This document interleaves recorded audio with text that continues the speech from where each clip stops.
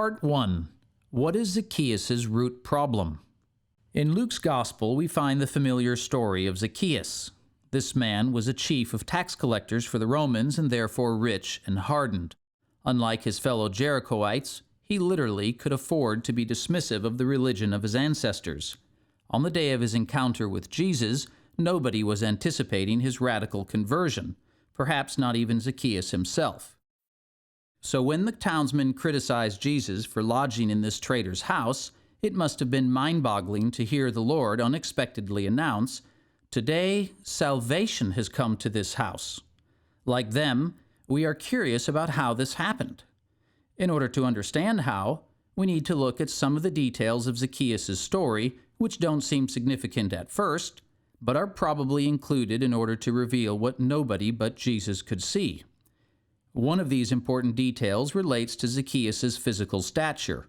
If I were to ask you whether the renowned rabbinical teacher Nicodemus was thick or thin, you couldn't answer. Did the resurrected Lazarus have large or little feet? We don't know.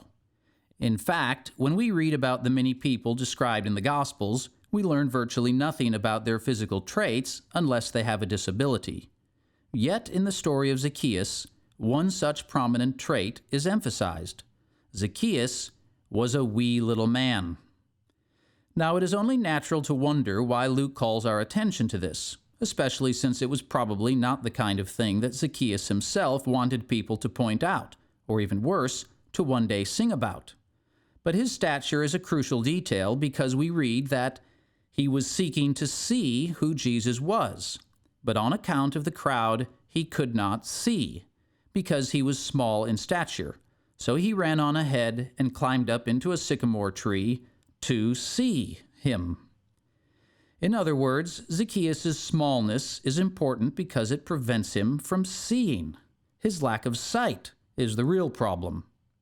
Zacchaeus' temporary blindness takes on even more significance when we compare it with the story that precedes his.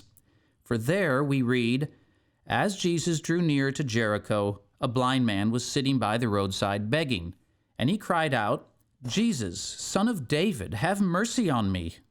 And those who were in front rebuked him, telling him to be silent. But he cried out all the more. Jesus asked him, 'What do you want me to do for you?' And he said, 'Lord, let me recover my sight.'" Interestingly, these adjacent events form a pair of stories about visual impairment. Neither the blind man or Zacchaeus is able to see Jesus, and each man's first attempt to encounter Jesus is thwarted by the crowd. Only through persistence do they each encounter Jesus and experience salvation. In a more important sense, however, the two men are quite different. For though the blind man has a severe disability, Zacchaeus is just small. And whereas Zacchaeus is a chief tax collector and rich, the blind man is a poor beggar. Luke has presented them side by side, not only because both their conversions occur in Jericho, but because their stories form a complementary pair. Lastly, there is a deep irony in the two men. For though the poor beggar is permanently blind, he sees things that others don't. For he sees clearly both the desperate condition of his own blindness and the messianic power and compassion of Jesus. This is why, despite the protest of the crowds, he persists in crying out, "Son of David, have mercy on me." But Zacchaeus, whose vision is otherwise fine, doesn't see these things so clearly. He is sufficiently intrigued by rumors of Jesus being the Messiah that he climbs a tree to get a glimpse of him. But he's silent as Jesus approaches. The opportunity for salvation passes right underneath his nose and nearly right out of his life. Part 2. Why can't Zacchaeus see? What we've learned so far, then, is that if we're going to fully understand the story of Zacchaeus, Luke is inviting us to compare his salvation to the poor beggar's. To do this, we have to start with the root cause of Zacchaeus' blindness. Why can't he see what the blind man sees? The answer probably relates to his small stature.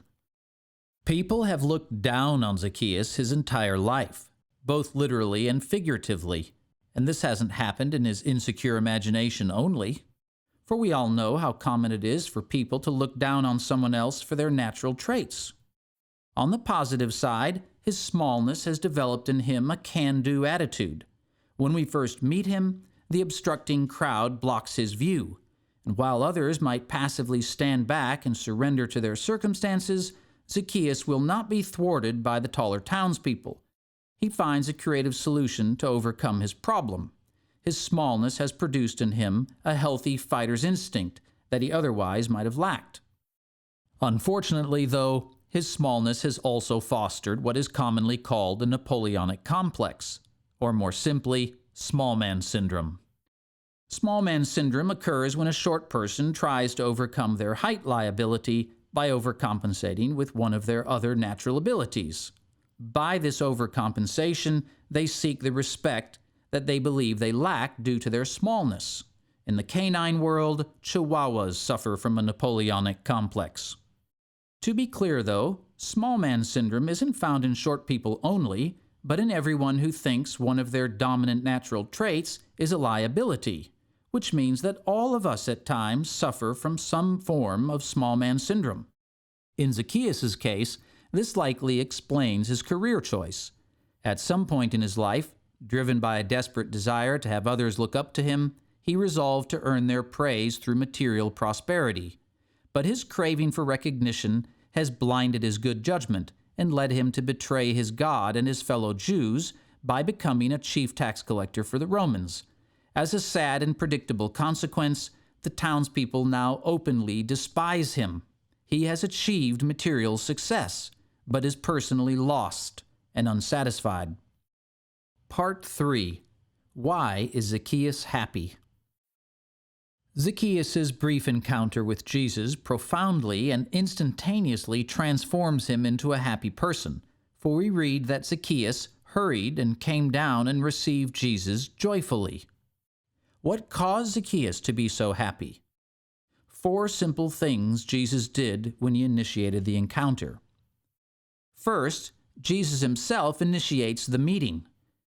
He doesn't allow the opportunity for salvation to slip by so easily for the silent Zacchaeus. As he himself puts it, he has come to seek and to save the lost. He isn't just waiting for people to seek him. The second cause of Zacchaeus' joy is found in these simple words. Jesus looked up at Zacchaeus. In another context, this action would be mundane, but here it is similar to when Jesus touches the untouchable leper in order to heal him.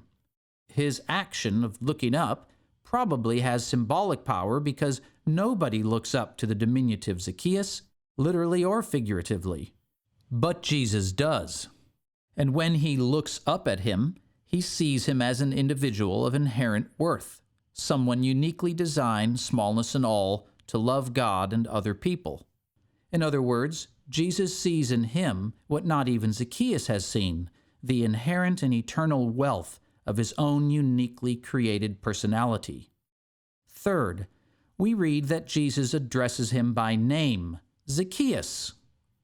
That is, he inexplicably knows who Zacchaeus really is, which means Zacchaeus can't pretend that his character is other than what it really is, as people sometimes do on first encounters with strangers.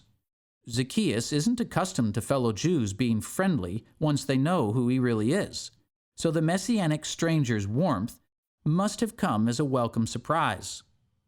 And fourth, Jesus reveals to Zacchaeus that the intersection of their lives is not a coincidence. Christ's lodging in Zacchaeus' home has been orchestrated by God. That is why Jesus says, "I must stay in your house."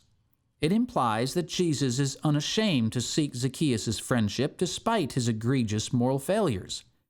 The townspeople have ostracized him, and contrary to appearances, this has left a deep wound. So Christ's unexpected friendliness is a soothing relief. As a result, Zacchaeus happily resolves to become a committed follower of the Lord. To demonstrate his awareness that Christ's friendship and salvation compel him to repent and radically change his life, Zacchaeus, unprompted by Jesus, pledges half of his personal wealth to the poor and a 4-fold payback to those he has cheated. Opening the dam of his prosperity will empty much of his private accounts and permanently relegate him to a lower standard of living.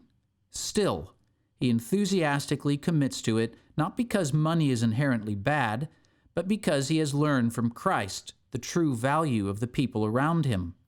More importantly, Zacchaeus wants to show that poverty with Jesus yields a richer and more fulfilling life than extreme wealth without him. Conclusion. What are the different effects of salvation? At the climactic end of Zacchaeus' story, we learn a remarkable thing about the effect of salvation. For although both Zacchaeus and the blind man experience Christ's deliverance, each man's salvation produces practical results that are appropriately different. The blind man, since he has received his sight, can now enjoy the dignity of honest work and of earning money to provide for his own needs. But Zacchaeus, moved by the personal dignity Jesus shows him, renounces most of his money. So to demonstrate that each man's salvation is genuine, they move in opposite directions regarding money. One to begin to work and take home his own money, the other to sacrifice most of his money for those outside his home. Who knows? The retired beggar may have been one of the poor who received a helpful startup gift from Zacchaeus. Christ's salvation radically transforms all our lives, but doesn't transform them all in exactly the same way at the same time.